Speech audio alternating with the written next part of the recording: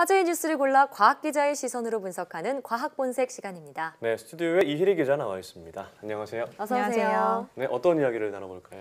네, 국내 연구진이 처음으로 지구와 충돌할 가능성이 있는 소행성을 발견했다라는 소식을 저희가 전해드렸는데요. 네. 오늘은 이 소식과 관련한 취재의 뒷이야기를 전해드리도록 하겠습니다. 네.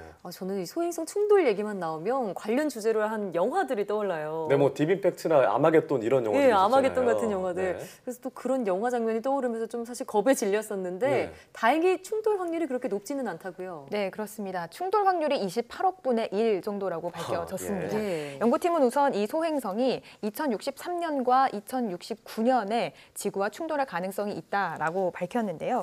여기서 연구진이 예측한 확률 28억 분의 1이라는 것은 예. 2063년 또는 2069년에 지구와 소행성이 충돌할 확률을 뜻합니다. 네. 그러면서 우려할 수준은 아니다라고 덧붙였는데요. 여기서 좀 재밌는 비유가 나옵니다. 28억 분의 1이라는 확률은 로또를 두 장 샀을 때 네. 한 장은 1등에 당첨이 되고 다른 한 장은 4등에 동시에 당첨되는 그런 정도 수준의 확률이다라는 겁니다. 그만큼 네. 희박하다 이런 제가 얘기. 로또 2장을 샀는데 한 장은 네. 1등, 한 장은 4등. 안 된다는 얘기잖아요. 네, 정말 확률이 떨어진다는 얘기인데, 근데 이제 영상을 보니까 이 소행성이 태양 주위를 타원형으로 돌더라고요. 근데 이 궤도상으로 보면은 지구와 충돌할 확률이 있을까라는 생각이 들던데 어떻게 그 가능성이 나온 건가요? 네, 말씀하신 대로 이 소행성이 궤도를 계속 돈다면 왜 지구와 충돌을 할까? 예. 이거에 대해서 좀 궁금하신 분들도 계셨을 겁니다. 이제 여기서 좀 고려해야 될 점들이 있는데요. 그러니까 지구도 태양을 공전을 하고 이 소행성도 태양 주위를 이렇게 돌게 되는데 이 두 궤도가 가장 가까워지는 지점이 있습니다. 예. 이를 두고 이제 최소 궤도 교차 거리라고 하는데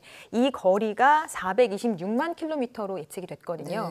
뭐 이 정도 거리라면 엄청 먼 거 아니야라고 생각할 수 그러게요. 있지만 이곳은 우주죠. 426만 킬로미터 정도라면 두 궤도가 충돌할 수 있을 만큼 소행성과 지구가 충돌할 수 있을 만큼 충분히 가까운 거리다라는 것이 판단이 된 겁니다. 이 때문에 이제 두 천체가 가까워지면 중력에 의해서 서로 영향을 주고받을 수 있기 때문에 궤도가 또 틀어질 수 있어서 이 때문에 이제 여기서 바로 충돌 위험 같은 것들이 예측이 되는 겁니다. 네, 소행성이 궤도대로만 돌기를 좀 바라야겠다는 생각도 드는데요. 자, 그럼 이렇게 지구에 위협이 되는 소행성 우주에는 얼마나 많이 있나요? 네, 현재까지 등록된 지구를 위협하는 소행성의 수는 1981개입니다. 꽤 많군요. 이렇게 많은 수의 소행성 가운데 가장 임박한 시기에 지구와 충돌할 위험이 있는 그런 소행성을 중심으로 해서 모니터링을 집중적으로 벌이고 있는데요.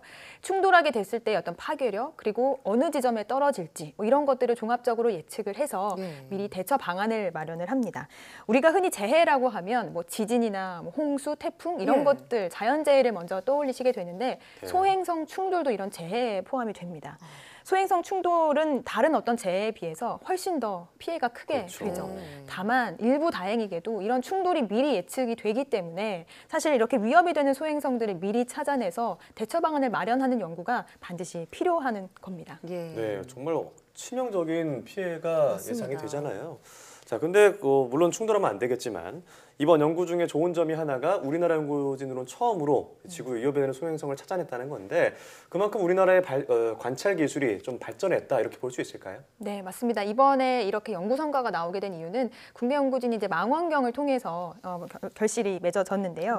총 3대의 망원경이 상용이 됐고 하나는 칠레, 호주, 남아공 이렇게 각각 3곳의 세대의 망원경이 그러니까 모두 다 남반구죠. 설치가 되면서 남반구 하늘을 24시간 관측하게 됐습니다.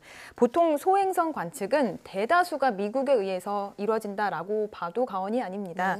지난해에도 83개의 이렇게 지구 위협 소행성이 발견이 됐는데 그중에 80개가 미국 연구진에 의해서 발견이 된 거였습니다. 그랬군요. 그런데 이번에 소행성을 발견한 이 고성능 망원경은 우리나라가 유일하게 이렇게 남반구에만 설치를 해서 남들이 잘 관측하지 않은 곳을 관측을 했기 때문에 이렇게 결실로 이어질 수 있었던 거거든요.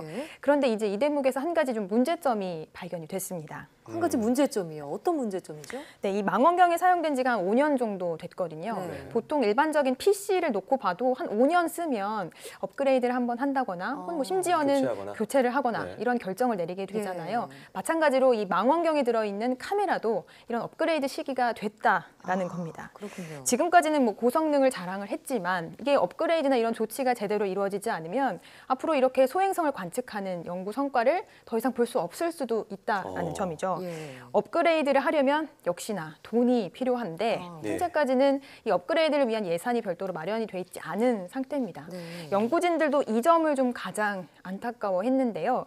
어떤 연구를 할 때 장기간으로 하려면 이런 장비에 대한 유지 보수가 반드시 필요한데 네. 이 부분에 대해서 장기적인 안목으로 좀 미리 예견을 하고 준비를 하는 이런 것들도 우리 연구에 있어서 반드시 좀 필요할 것으로 보입니다. 네, 투자할 만한 가치가 있는 부분에는 좀 아낌없이 지원 예산이 됐으면 좋겠다는 생각이 드는데요. 예. 자, 소중한 장비가 무용지물이 되지 않았으면 좋겠습니다.